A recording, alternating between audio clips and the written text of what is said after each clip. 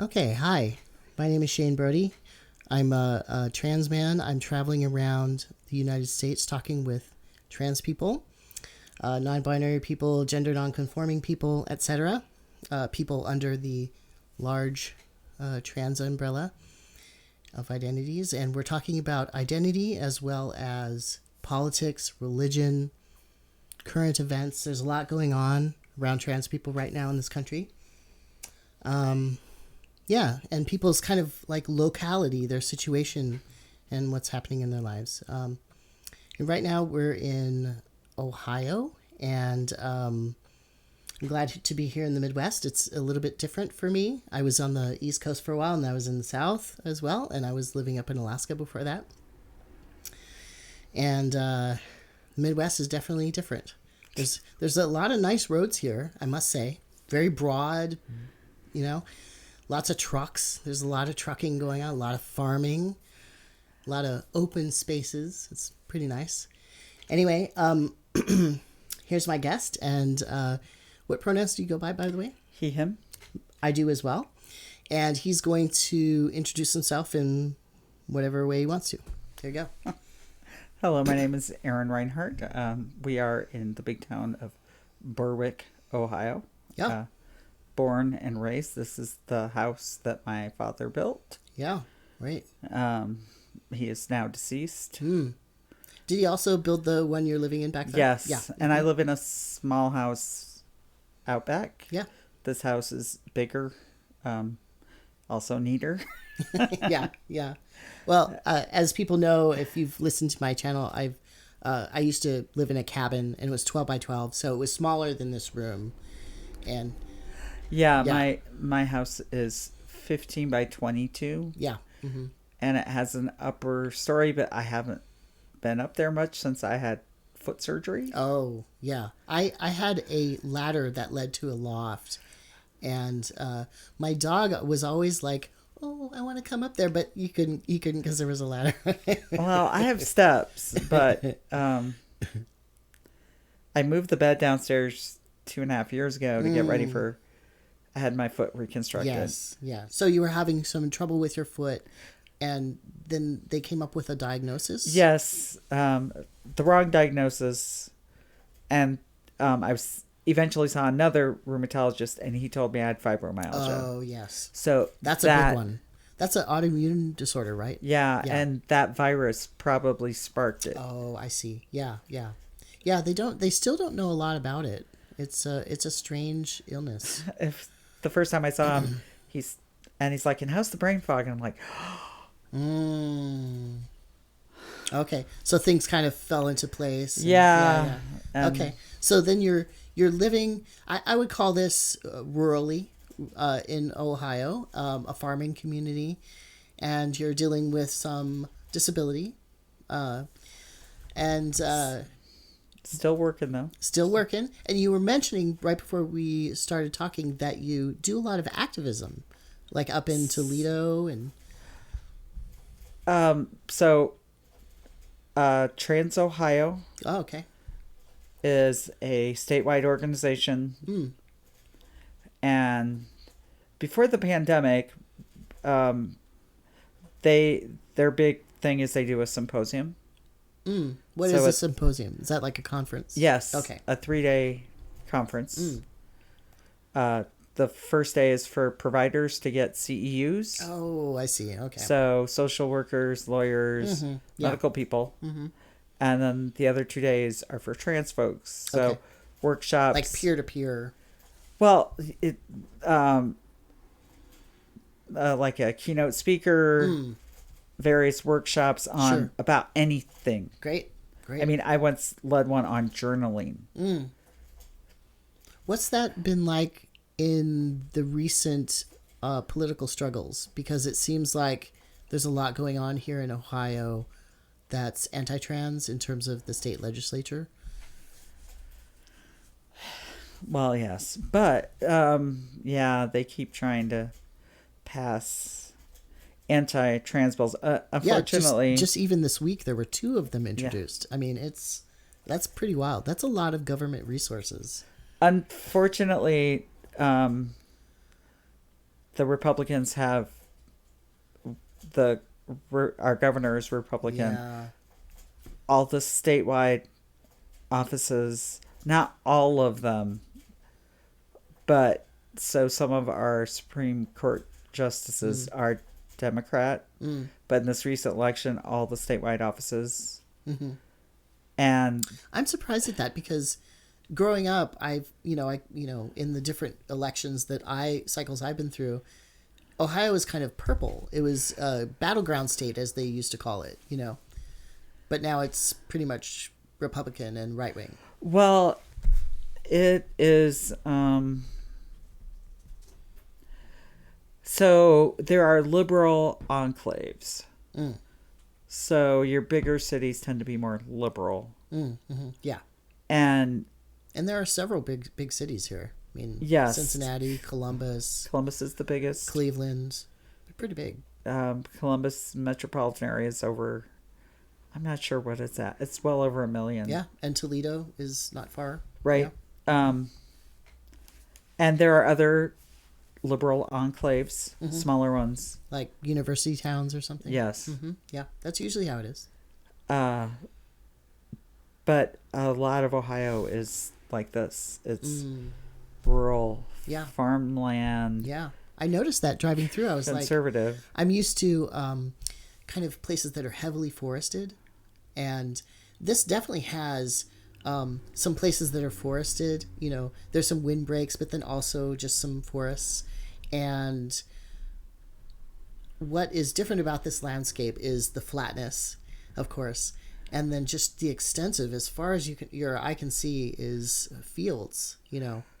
So I'm guessing you haven't been in all of Ohio, because the northern part of Ohio is very flat. Oh, okay. Yeah. Thanks to the glaciers. Here there's some rolling hills. But so north of here, Toledo, Bowling Green. Yeah. So there was the Great Black Swamp. And was that drained for farmland? Okay. So that's why part of the northwestern part is very flat, because it was all swamp. Yeah. Did they tile it? Yeah. Oh, okay. Yeah. I heard that the whole state of Iowa, which is also, obviously a Midwest state, is tiled underneath. Well, not drainage. all of Ohio, because the glaciers didn't cover all of Ohio. The northern part. Yeah. And the southern part is quite hilly. Okay. Quite. Yeah. The foothills of the Appalachians. Yeah, right. Like down more towards Kentucky and all that. Yeah. Right. So the whole southern part is especially the southeastern part. Yeah. Actually, the whole eastern part of the state, almost up to Cleveland, that is a lot more, again, foothills of the Appalachian mountains. Right. And it's interesting, the watershed. Most of Ohio goes into the Ohio River watershed, which means it's part of the Mississippi watershed. Because all the hilly bits go there. Oh, yeah. Yeah. But well, if you ever look at maps of the Mississippi River watershed, it's like it's most of the continent. I mean, really. right. Yeah. Much of the continent east of the Rockies. Yeah. But so our watershed is, of course, the Lake Erie. Yeah. Because we have a big lake. Yeah. It's the smallest of the Great Lakes, but it's still pretty big. Yeah, I just passed by it and I was like, oh, wow, this is like looking out onto the ocean, because you can't see the other side. No, you can't. Yeah. And it was a windy day, so there was like little waves and stuff. Yes. One of my first real boyfriend was from Rhode Island, and I could tell he kind of missed the ocean. Oh, yeah. Because he went to school here. That's how we met. Okay. And I took him up to the lake, and you could just see, it was like, relaxing. Oh, nice. Yeah. Yeah, he felt more at home. Yes. I understand. Yeah. I'm also when I see when I'm in landscapes that I really like, I also relax a lot more. Yeah, it's definitely a thing. Yeah, although his first impression of Ohio was cornfields. Oh He'd yeah. never Well, seen- there are a lot of cornfields. I mean, I used to also live in Minnesota for a while, and of course the plains part, there's a lot of corn and soy. I mean, just back and forth, corn and soy. That is much of the way here Yes, too. yeah. Though we have wheat, I know. Okay. Well, you can tell what the different crops are, Yeah, yeah. but also Not at the moment though. Everything's in stubble. right. Kind of like my beard. Yeah, unlike my beard. Yes, I cut my beard a couple weeks ago. I just got tired of it, but I'm gonna do a yeared, which is a year's worth of beard, I think. Oh, so I've never cut mine down to stubble. Okay, well there you go. Yeah, I just like to, give my skin some air or something every once in a while. I'd love my beard too much. Yeah, I know. I mean, frankly, that's why I took testosterone, was to get a beard, a better beard. I actually had a little tiny puff before testosterone. I had visible facial hair right Yeah. here, and the mustache, Yeah. which teased me. And then you have dark hair, so that must have been really noticeable. It was. Yeah. And You're one of the lucky. first things I did when I figured out I was a dude Yeah. was I quit shaving and plucking everything. Yeah, yeah, yeah. And so if you looked close, I had visible facial hair. Yeah. And I remember one of my friends, he's like, I'm on testosterone now, and look at all my... I'm like, dude, I had more than that before I started tea. Oh, yeah.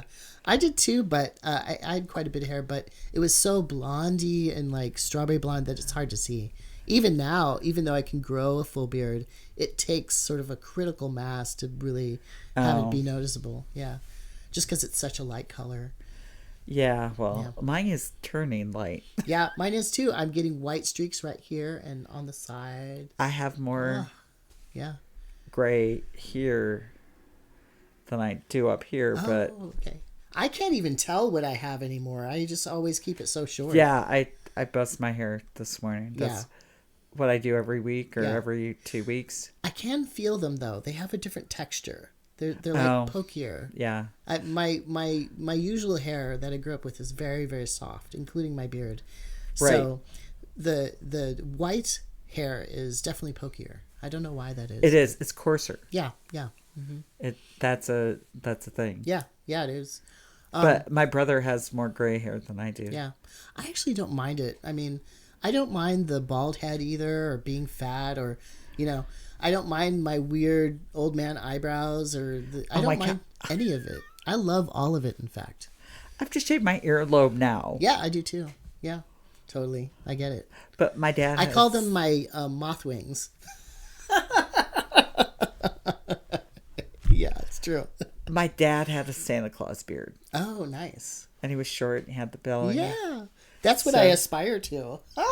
So little kids would would follow him around. It was so nice. funny. Oh, that's sweet. That's cute. And he always played along. Sure. Why not? And I hope that I get there someday, but I'm taking more after Mom, who still has... I mean, she has more gray than she used to, but she still has dark hair. Yeah, yeah. Well, I think there's like a gray phase, and then maybe you go whiter. I don't know. But for me, as somebody with already a very light hair, it just goes right to the white. Yeah. Oh, Yeah. yeah. Because Whereas I don't mine is have gray. Yeah, yeah. The red pigment just goes. It used to be like a bright copper red. Like, whoa. Yeah. But you're a very rare. Natural redheads are rare. Yeah, yeah. Actually, my head hair changed a lot sooner. Like, it was strawberry blonde when I was younger, and then it just got darker and darker. Same thing happened with my father too. It's just a thing. Oh, I started off blonde. We all started off blonde. Yeah, yeah. But we went brunette. Yeah, yeah, yeah. Not though. My hair, if I'm out in the sun a lot, it'll get red in it. Actually, my beard has... People don't tell you these things. My beard has like 4 different colors of hair. Yeah, mine does too. Yeah. You I have the. actually have a little bit of black here, just right here. I don't have Surprised at that. black. I just have really dark brown, and I have the gray, and I have some white. But I also have that. We're just calico kitties, is what we are. Yeah, but that weird color. Do you know what I'm talking about? No. It's almost like a peach. Oh, okay. Sure. Like a strawberry blonde, kind of. No, more like some of the fine hairs Sure. don't have Sure. that weird color. That's what I mean. Oh, okay. Yeah. But I do love my beard. I do too. I love it. I love it so much. I mean, it's unusual for me to not have a beard. I did keep a little bit of mustache though, if you can see. So how long did it take you to grow a mustache? A real mustache. You mean when I first started testosterone? Yeah. Not long actually, but I did have a gap right here on the corners of my mouth. So I would grow my mustache longer to kind of close that gap between my beard and my mustache. Well, it seems like a lot of trans guys. It's the mustache that they can't. I had a decent beard at 2 years. Yeah. It took me 5 years before I had a decent mustache. And I was like, come on, quit teasing me. Because, I mean, I had a mustache before. Yeah. I think it took me about 3 to 4 years to really have like a good mustache and beard. Like it was okay at 2 years, but really to really get a good one, it took me 3 or 4 years. And part of that is once again the color, because it takes a lot of hair, to look good. If I had darker hair, it would have been more apparent. So let's move on to let's talk about your activism up in Toledo that you're doing. Well, so maybe historically as well as now. Well, again, I was on the board of Trans Ohio. Yeah, and it was good for a while, and then it wasn't. It was. What time period was this? Like, 2013 to okay, so relatively recently. Yeah, it was like right before the pandemic. I was on, or I don't know, I was on for like 6 or 7 years. Sure. And just for my own interest, when did you start transitioning, by the way? I found the real me in 2008. In 2009, I started hormones. So that's pretty quick. Yeah, 14 months. Mm-hmm. It was 14 months because I know the date. It was April 8th, April 10th, 2008. Okay. Because it was during Lent and I was writing an original prayer that day. That for Lent. Yeah. And I first asked God, am I a man or a woman or what am I? And once I knew it, I couldn't unknow it. Oh, wow. And what spurred that? So the Middlesex book by Jeffrey Eugenides, okay. I immediately reread it, and that character figures out that he's really a man, not a woman. Okay. He's intersex. Okay. Wow. And I realized I wish I were that man. Okay. Yeah. And then it's like, holy So you really hadn't seen any or had any contact with or done any research about trans people. You just connected with a fictional character. The writer did such a good job in describing this person's experience that connected with you. Right. Yeah. I knew trans people existed. I didn't know specifically trans men existed. Oh, yes. That's a common thing because trans women are often more visible and out in the media. Yeah. Right. And growing up in rural Ohio. Right. Yes. And it is pretty rural here. Mm-hmm. And so we get the major TV sources. But growing up, we didn't have cable. It didn't come out here. Right.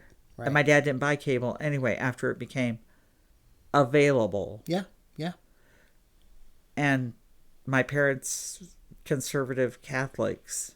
My mom converted to Catholicism to marry my dad. Okay. And then are you still Catholic or no? Okay.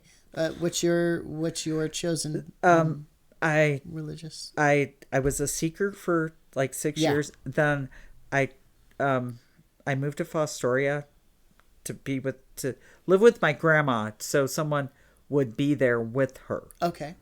Oh, so you were a caregiver. Of sorts, Or yes. companion, yeah. Mm-hmm. And passed this little Episcopal church every day. And I worked up the courage. I'm like, I'm going to go there. Yeah. And I told the pastor, I said, well, if I'm going to come here, I have some issues that I need to talk about. And Episcopal is very similar to Catholicism, only it's not Catholicism. So it's a nice step away from yeah, it. But it's much more the service is very similar. Yes, that's what I mean, the service. But the ideology is not necessarily, because it comes from the Protestant Reformation. Yes, that's right. That's right. It comes from the Church of England. Mm-hmm. Yeah, yeah. So it's Protestant, but yet Catholic enough. Yes, it has some of the trappings of Catholicism. Yes. Yeah. Similar, many people say, to Lutheranism. Yes, right. Mm-hmm. And I went there and I told the pastor, I said, I'm bisexual. Is that going to be a problem? And he wasn't real thrilled about it, but... When was that? Like in the 80s, 90s? No, this would have been it would have been the 90s. Okay. 1998. Okay, so late 90s, okay. And I found this little Episcopal church that was doing some incredible work in the community. Yeah. And that's how I judge churches, by the way, is the actual work that they're doing in the community. Yeah, we were one of our members had started it was a meal the last Sunday of the month for the community, for anyone. Yeah. And they deliberately did it on the last Sunday because, a lot of times their people's Social Security checks. That's right. Or food stamps. Right. Have run out. They've run out, yeah. Mm-hmm. Yeah. And it was never a lot of people that we've had, maybe 30 on a given Sunday. Oh, I think that's a lot. It certainly meant a lot to anybody who showed up, right? Right. Wow. And unfortunately, when the member who started it moved, we didn't have the expertise. Yeah. It does take some wrangling. It does, to resources cook. and cooking. Well, yeah. The church was providing the food, but to know how to cook for 30 people. Yes, that's a different skill. And none of us really had that skill, and it was sad when we stopped doing that. Yeah, I have done that before. I've cooked a lot for, like Food Not Bombs, and also church and municipal shelter kind of situations, like churches coming in and whatnot. And it's definitely a different skill set. And usually it's kind of a set recipe that they do kind of every week. And then different churches come in and do different recipes, but it's kind of like the same because if you do too much variation on it, if you have different volunteers that come in, they're going to not know what to do. Right. Yeah. So it's kind of like because similar. This was only once a month. Yeah.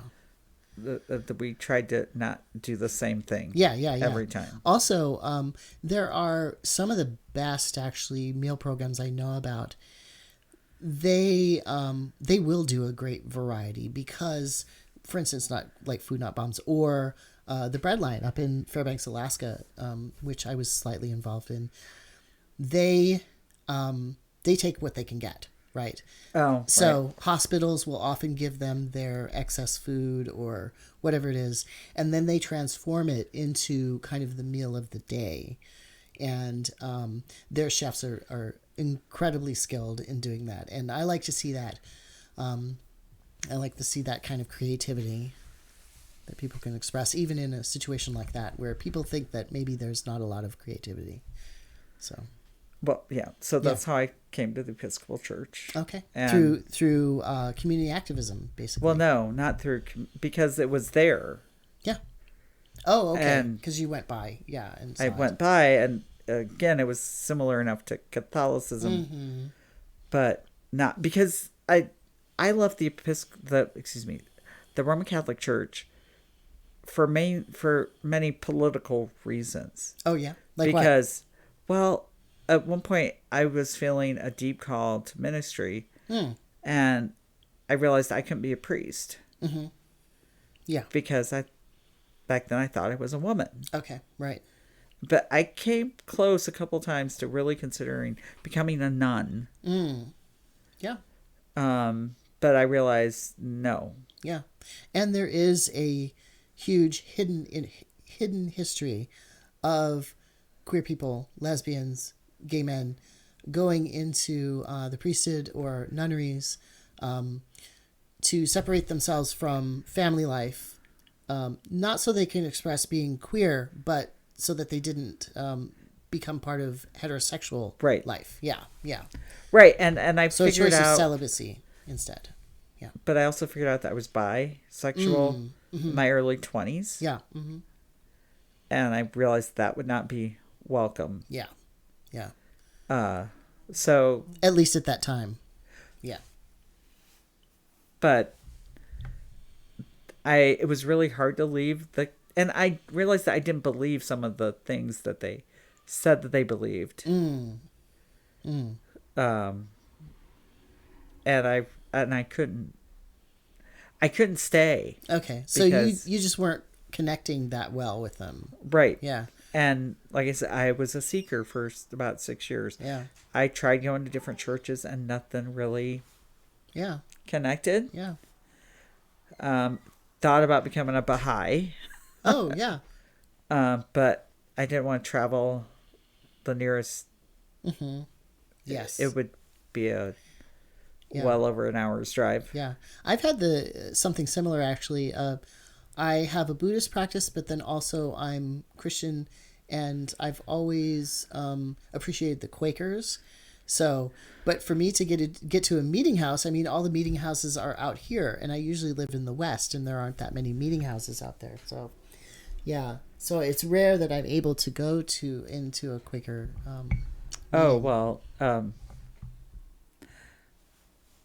So I joined the Episcopalians in like 1998. Yeah. And around early 2008, late 2007, I realized that something was pulling me, but I didn't know what. And like, yeah, if it's such an internal thing, it's hard to have words for some of that stuff. Right. Yeah. Both religiously, spiritually, but also there was something not. Yeah. And you're talking about the gender identity stuff. Yeah. And it's interesting because they're really tied together. Well, talk about that. I'd love to hear it. Several trans people in my project have talked about that sort of thing. So I realized that the Episcopal Church, I don't know, there was something about the service. It was getting in the way of the worship. Okay. So I went to a Quaker meeting. It was like 2001. So what inspired you to go to Quaker meetings? My Episcopal Church, the one in Fostoria, was in a shared ministry with the Episcopal Church in Tiffin. Okay. So we shared a pastor. Which is nearby. Yes. 20 oh, miles no, like 10 miles apart. Okay, 10 miles. And our pastor was doing an experiment. The third Sunday of the month, we wouldn't have church in Fostoria. Oh, nice. Great. So the hope was that we'd all go to Tiffin and become buddies. Sure. I love when churches do that. Yeah. Right. Well, I didn't take it that way. Okay. I took it that the third Sunday of the month, I could go to a different church. Sure. Why not? And I tried to do that in Fairbanks when I was up there. I was trying out different churches, but then COVID hit and all the churches were closed. Oh, isn't that a bummer? Yeah. So I saw a notice. We used to get the Tiffin paper. Okay. Oh, there's an actual newspaper out of Tiffin?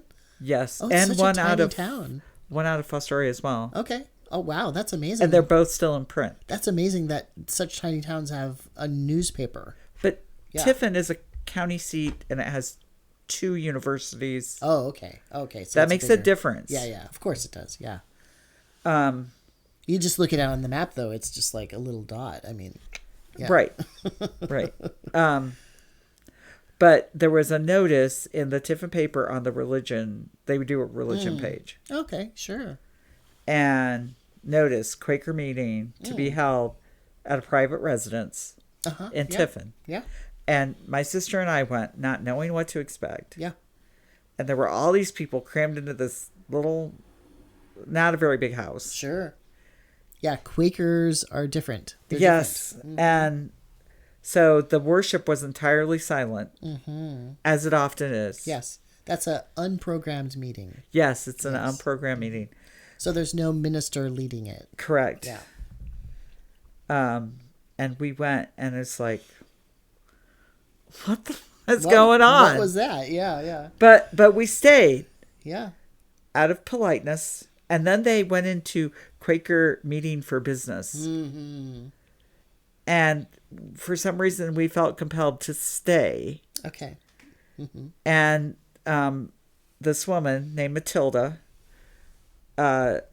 she talked about the mountain dulcimer, which she played. She had an anchoring committee because she felt compelled to record a CD of music Okay. in which she played the mountain dulcimer. Sure. Okay.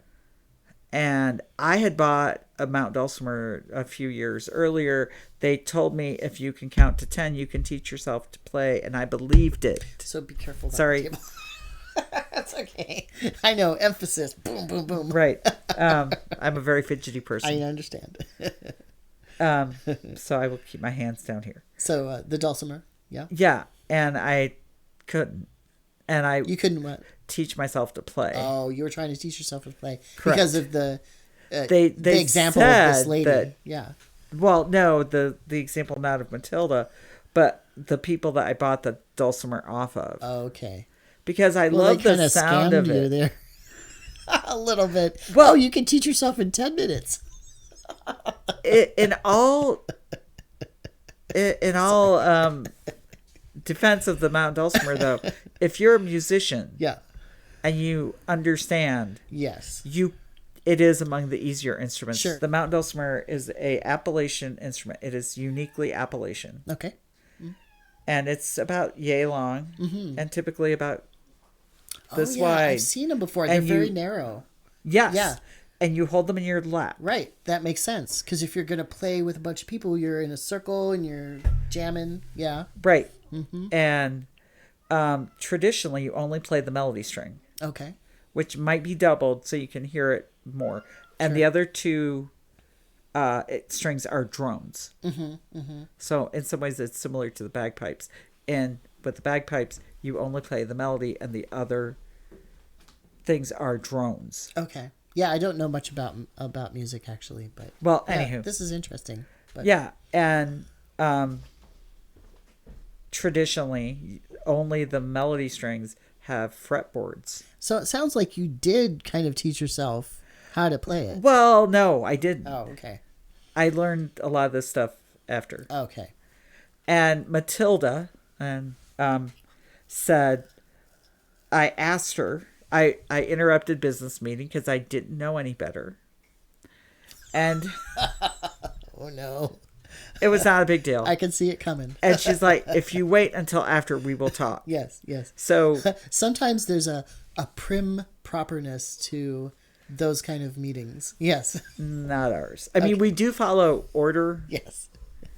but, and then they invited us. So afterwards, she's like, well, she took my information and she's like, I don't know anyone specifically who teaches, because she could teach herself to play because she has a musical background. Sure, sure.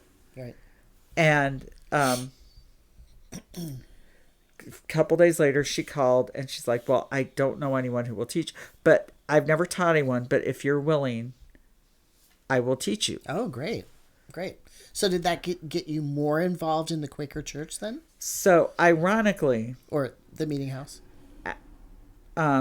I swear that I would never go back to Quaker meeting Okay. because it did not speak to me at that time. Did you just not understand it or something? It just didn't speak to me. It did not move me. Okay. Did you understand what it was about at all? Some. Okay. Okay. But so I started taking lessons from Matilda, and kept going to the Episcopal Church.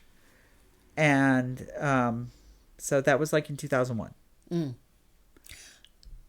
Just as an anecdote, I've met other people who have not understood the Quaker meeting, and they were very talkative people, and they thought that if you went and you sat down and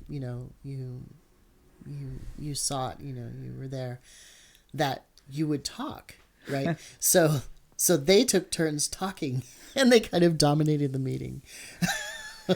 Ooh, that would not be good Quaker process. Yes. But they didn't understand. But I thought it was so great, though, because it was kind of a culture clash.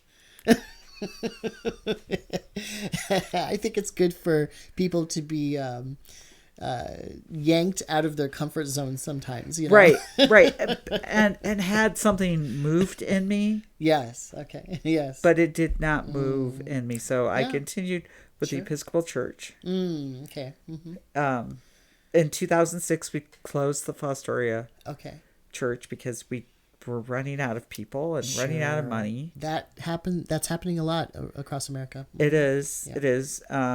And the moving into Tiffin, it did not go as smoothly as we would have hoped. But I mean, I went to Tiffin because from where I live, Tiffin is about the same distance. And then what was in Tiffin specifically? The Episcopal Church. Okay. All right. Which is the oldest church in Tiffin. Oh, okay. Mm-hmm. And it's called Old Trinity, not because there's a UCC church that's also known as Trinity. Yes. Mm-hmm. And they're geographically only like a block apart. Oh, okay. So they had to distinguish a little bit there. Right. So Old Trinity. Yeah. Versus, even though they're not the same denomination. The new brash Trinity. The new school versus the old school Trinity. I don't know. Right. And who knows? It is one of the oldest churches in Tiffin. Okay. Yeah. I don't know. The Catholics are probably older. Have you checked out UCC, by the way? I kind of like UCC. I did. They can vary across the country because it's congregational, but I really like it. I did check out the UCC when I was seeking. Yes. But the Episcopalians, maybe because the similarity with the Roman Catholic, the service is almost identical. Right. It's just kind of a half a step away, and then you have a different point of view with Episcopalian. Yeah. But again, the hierarchy is completely different. Yeah. Mm-hmm. Because the Episcopalians elect their bishops. Right. Yeah. And it's not the papacy, basically. It's, right. Yeah. And even their highest bishop is elected and serves a term. Sure. They do not, very different from the Pope. Yeah. And local congregations call their pastors. And you like that. That's something that you like about the structure of Episcopal churches. That very much spoke to me. Okay. Why? Well, because, again, this was when I thought I was still a woman. Mm-hmm. The Roman Catholic Church, I could become a nun. Okay. I could become a lay leader. Less choice. I could not become a priest if I was so led. Yeah, okay. As opposed to the Episcopal Church. Yeah. Which ordains women. Mm-hmm. So more egalitarian, more choices, more opportunities. And they do ordain, now they ordain queer people. Yeah. LGBT folks. Mm-hmm. I know of an Episcopal church close by who the priest is queer. Yeah. Yeah. But that would not have been a thing. That though there are other Catholic churches, not just the Roman. Yeah, of course. It's another form of Catholicism. Yeah. The Roman Catholic Church would not recognize it. Of course, heretical. But they ordain queer people. Yeah. Oh, yeah, there's MCC as well. Right, but this is not MCC. And there's also, I think, Dignity. I'm not sure if Dignity is Catholic, but... No. Okay. But also, there is an Orthodox Catholic church in Toledo. Okay. I've I've never gone to one of their services, but I have watched service online. They last year, the year before, they did a Transgender Day of Remembrance. Oh, okay. That was very religious. So it was an Orthodox ceremony, but then they remembered the dead. That's nice. Oh, that's great. It was beautiful. Wow. That's pretty progressive. But amazed. this Orthodox church is found, it is not the Orthodox church. Yes. It is an offshoot. And the one in Toledo, there's several trans people that are ordained. Oh, great. It's called Joy for All Who Sorrow. Okay. Yeah, I could put a link about that. Yeah, you can find them on Facebook. I've never attended in person. There's some cat chasing action here. Yeah. Not all of our cats get along. I mean, that's kind of how cats operate. Yeah.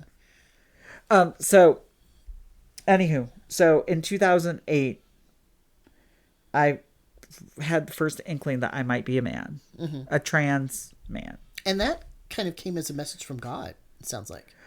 Or a very internal source. Yeah, it was. So I'd read Mental Sex by Jeffrey Eugenides, and that sparked something. Yeah. And that April 10th, 2008 was the first day I seriously questioned my gender. Right. Because it was during Lent, I was writing an original prayer as a Lenten discipline. Yeah. And I asked God, what am I? And things moved pretty quickly after that. I told a couple of people, including the woman that I took the mountain dulcimer lessons from. Okay. She was like the second person I told. And I didn't know her husband well, but she's like, tell Dan. He's fine with it. Okay. So I told her husband, Dan. And they became sort of my safe place. Oh, good. Good. Yeah. And when I told her, because I called her, I said, I have something I have to tell you in person. And that's very risky. I mean, people worry about telling people because they'll, maybe there'll be violence or something like that. But when you're in a rural community and there's only so many people out here, telling a couple of people, that's a really big deal. It is. But I knew violence was not going to be in. Yeah. I knew that.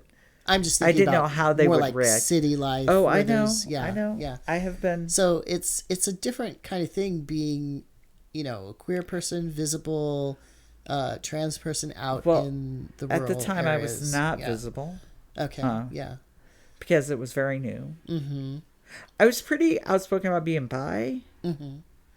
Well, even that, I mean, it's a big deal. But especially in the late 90s. I mean, there was all kinds of... That was another time period when people were legislating queer people's rights away. Right. And so I figured out I was bi when I was like in my early 20s. Uh-huh. So that would have been in the 80s. Right. Mm-hmm. And at some point, I started reading a lot of lesbian literature. Oh, uh-huh. Even though I never identified as a lesbian. Sure. I can imagine what you were reading. Dykes to Watch Out For. Sure. I picked up a bunch of... I had all the books at one time. Sure.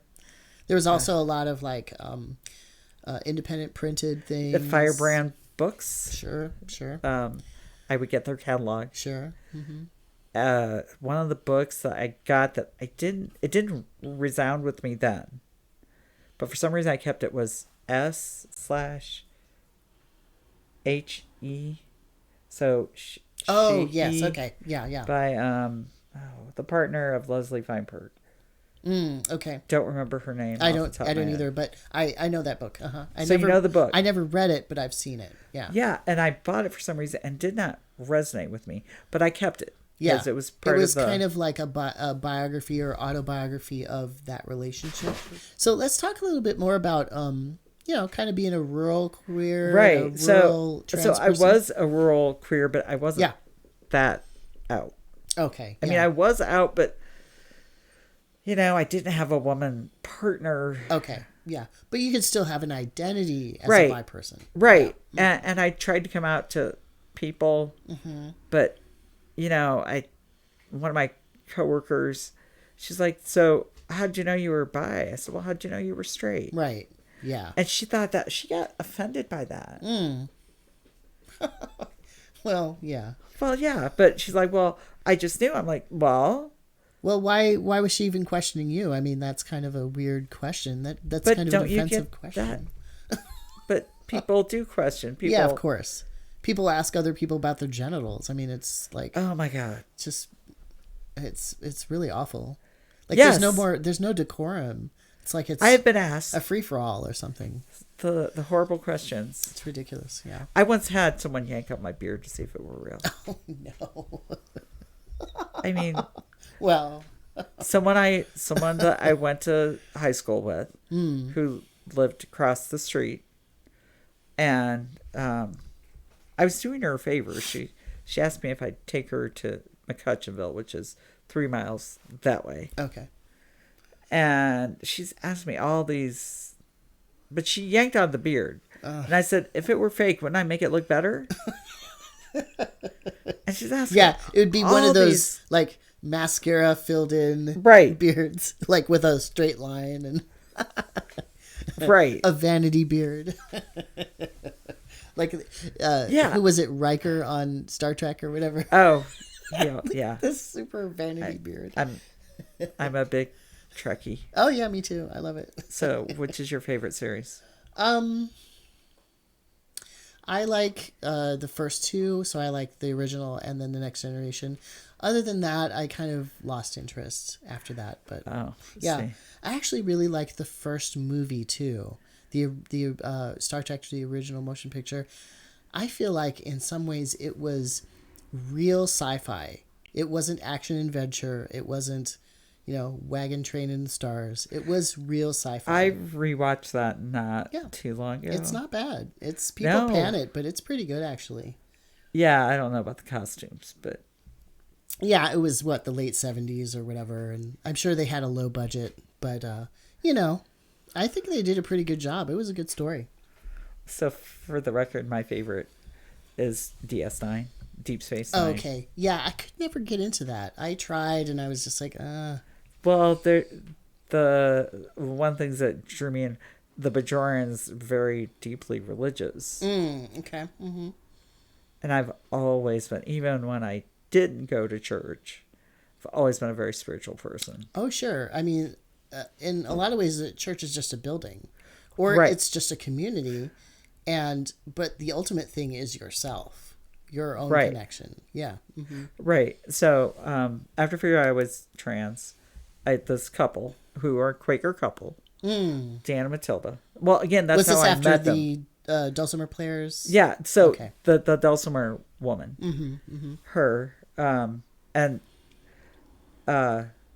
she connected me with my first trans man that I ever met in person. Someone who had been part of the meeting but moved away to Philly. Okay. And he was coming back for a visit. That's a big move. From this area to Philadelphia. Wow, that's a big jump. Yeah, and he was coming back to visit. His family still lives here. Okay. And she asked him if he would meet me, and he was hesitant, but he's like, "Oh, okay."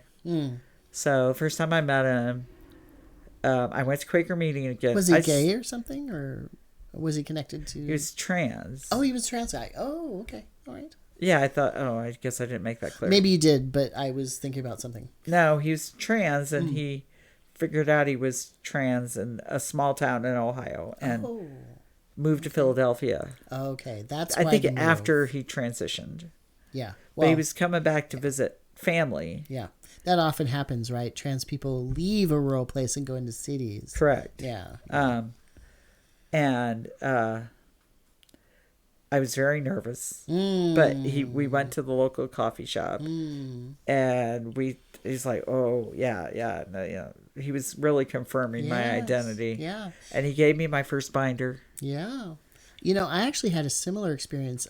And I got to say, people who do that, you're doing the Lord's work. You're doing Absolutely. I mean, you're such a saint. You're a bodhisattva, because when I had early meetings, kind of same, like going to coffee or whatever with an older trans guy who'd been through it and who could answer my questions, I mean, what a blessing that was for me. You know, it wasn't like a group meeting where you're scared or whatever. It's just connection person to person, and it was so helpful. Yeah. There was a guy, David, in Washington who did that for me. Actually, no, it was in Oregon actually. He was just super sweet with me and patient with my questions. So was this guy. Yeah. And again, gave me my first binder. Yeah. Chest binder for people in the know. Right. And you're a bigger guy. That's a big deal. Though I will say I've never worn a binder that much. Oh yeah, I didn't either. I hated them. Well, I would wear a vest, like a big, bulky vest with big pockets on it. Oh, and then people didn't quite notice like what was underneath, which was like, yeah. Well, I do a physical job, so I knew that I wouldn't be able to bind. Yes, no, because you can't breathe. Right, and we don't have air conditioning. Yeah, right. Where I work. Yeah, I figure I would probably pass out. I got a terrible infection underneath once. Yeah, it was like a ringworm, right? Because they don't breathe, right? Right. And like you're saying, they don't dry out. And if you're wearing those, right. synthetics right next to your skin. And for God's sakes, guys, if you're going to bind safely. Oh, yeah. Like the pressure and stuff, yeah. Or trans women. I know trans women who use trans tape to help make her boobs look bigger. Oh, sure. Like a push-up bra, slightly. Well, yeah, but she was using some kind of, maybe the kinetic tape, the a lot of athletes wear. Yeah. And I think some trans men are using that to bind now. I think they call it trans tape. Right. Even. But I think this was before they call it trans tape, but she used it to make her boobs look bigger. Yeah. Well, in the bad old days, people were using ace bandages and duct tape. But oh no, duct tape is bad. Well, ace bandages are bad too. Yeah, of course they are. I mean, they cut off circulation. Right. So. Well, she had scars from actually using this tape to make her boobs look bigger. No. Yeah. Yeah. So you have to be super careful. Yeah, and you can react to those glues that are in the tape too. Right. Yeah. It can cause all kinds of problems. Bind safely. Yeah. I would say that I was a lazy binder. I only did it when I really had to. Yeah, I was. I mean, I bought a bind. I had his binder, which was a little bit worn out, but, and I bought one. I never wore it much. In part because I didn't like the restriction. Yeah. Yeah, especially if you're working a physical job. Pulling the damn thing on. Oh my God. Yeah. Yeah, it's like putting on pantyhose or worse. Or compression socks. You ever wear compression socks? No, I should. So after meeting him, it was like, whoa, finally. Yeah. Met another Blessings on that guy and for doing that. Even though, yes, I grew up in the 80s and internet was a thing and computers were a thing, we really did not have one. Yeah. We had cast-off computers from other people. Right. Well, I mean, really, it was only very well-off people that had personal computers. I mean, really. Yes and no.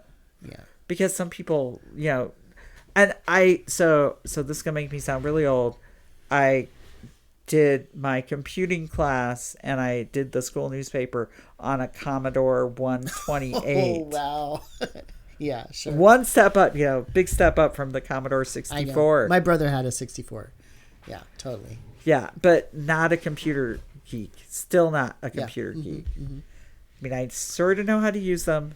Yeah. But I'm a writer, so I've always had...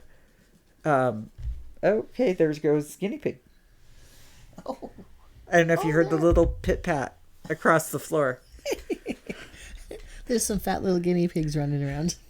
They are very fat and very... Oh, there's another one. There goes Elena. I think they're cute. I was talking earlier that my dog really loves them. He's in the car right now, so he's not wandering around, but he's fascinated by them. Like when we go into pet stores,